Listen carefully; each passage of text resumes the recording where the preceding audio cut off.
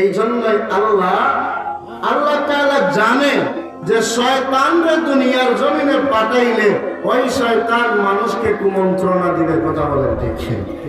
আল্লাহ জানে, তারপরেও কেন শয়তানকে পাঠাইলো? আল্লাহ বলে, শয়তান, তোমারে আমি আল্লাহ প্রেরণ করছি, তুমি আদম জাতিকে, আদম সন্তান গুনারে তুমি গুনার থেকে নিবা, তাদেরকে গুনার পথে নিমজ্জিত করবা।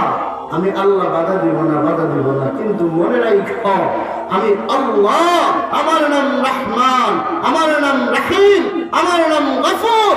আমি আল্লাহ তাবারাকা ওয়া তাআলা, আমি সদা সর্বদা তাওবার দরজা খুলে রাখলাম।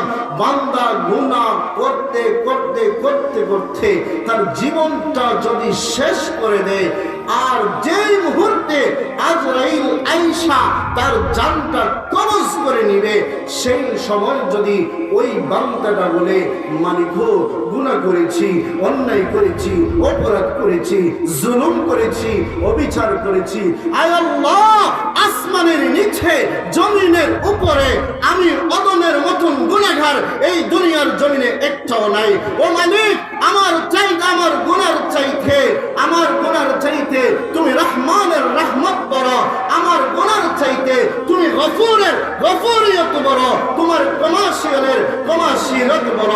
আয় আল্লাহ, তুমি তো রহমান, তুমি রহিম। আয় মালিক আল্লাহ, ভিক্ষা যদি কোনো মানুষের দরবারে একটা বারের জন্য যায়, একজন যদি ফিরাইয়া দেয় আরেকজনের দরজায় যাওয়া যায়, আরেকজন যদি ফিরাইয়া দেয় আরেকজনের দরজায় যাওয়া যায়। ও মালিক, তুমি তো এমন একজন মালিক, এমন একজন খালিক, এমন একজন স্রষ্টা। আয় আল্লাহ, তুমি যদি বান্দারে ফিরাইয়া দাও, আমি বান্দা যাওয়ার আর জায়গা নেই। কথা বলেন ঠিক? বান্দা ডাইকা ডাইকা বলেন, মালিক আমার, আয় আল্লাহ, আসমানের নিচে জমিনের উপরে এমন গুনাহ নাই, আমি গুনাহ করি নাই, এমন কোন গুনাহ নাই। তারপরেও তোমার গফুরিয়তের কসম করে বলি, আয় আল্লাহ, তুমি তো কোরআন কারীমের মধ্যে ফরমাও, ইন্নাল্লাহা গফুরুর রহিম, নিশ্চয় তুমি ক্ষমাকারী, নিশ্চয় তুমি দয়ালু। আয় আল্লাহ, তোমার রহমতের কসম করে বলি, ও মালিক, গুনাহ করেছি, অন্যায় করেছি, তুবু ইলাল্লাহি তাওবাতুন নাসুহা। আয় আল্লাহ, আমি আমার জিন্দেগীর গুনার জন্য অনুতপ্ত হইলাম, লজ্জিত হইলাম, আর জীবনে গুনাহ করব না। আমার জিন্দেগীর গুনাহগুলো মাফ করে দাও।